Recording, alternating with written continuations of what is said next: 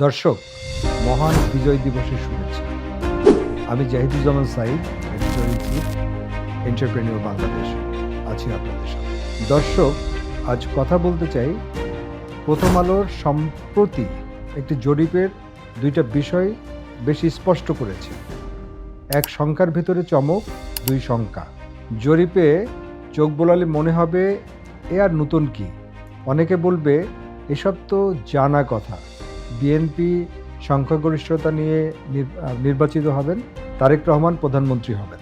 দর্শক, প্রথম দৃষ্টিতে এই জরিপ নতুন কিছু নয় বলে মনে হতে পারে, কিন্তু সংখ্যাগুলো ভালোভাবে দেখলে দেখা যাবে বেশ কিছু বিষয় বড় চমক রয়েছে।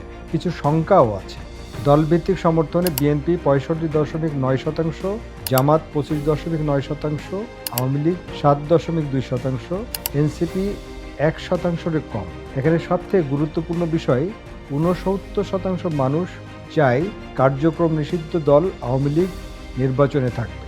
মানে দাঁড়াচ্ছে, জরিপ অনুযায়ী প্রায় 70% মানুষই চায় যেন আওয়ামী লীগ নির্বাচনে থাকে।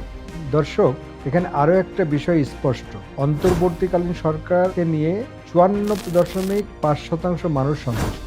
এটি ইন্টারিম সরকারের একটি বড় সফলতা হিসাবে আমরা দেখছি।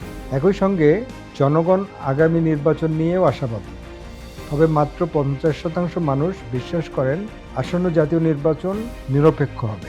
আমার কাছে সবথেকে অ্যালার্মিং মনে হচ্ছে 51% মানুষ প্রতীক দেখেই ভোট দিতে চান, অথচ মাত্র 10.8% মানুষ ভোট দেবেন প্রার্থী সততাতে।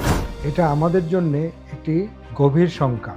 সংখ্যা কখনো মিথ্যা বলে না। দর্শক, 24-এর মতো রক্তক্ষয়ী অভ্যুত্থানের পরে এসেও যদি আমরা এখনো প্রতীক দেখে ভোটের চিন্তা করে থাকি, আমরা কবে যোগ্য নেতৃত্বকে নির্বাচিত করব? কবে আমরা গণতন্ত্রকে সঠিকভাবে ব্যবহার করব?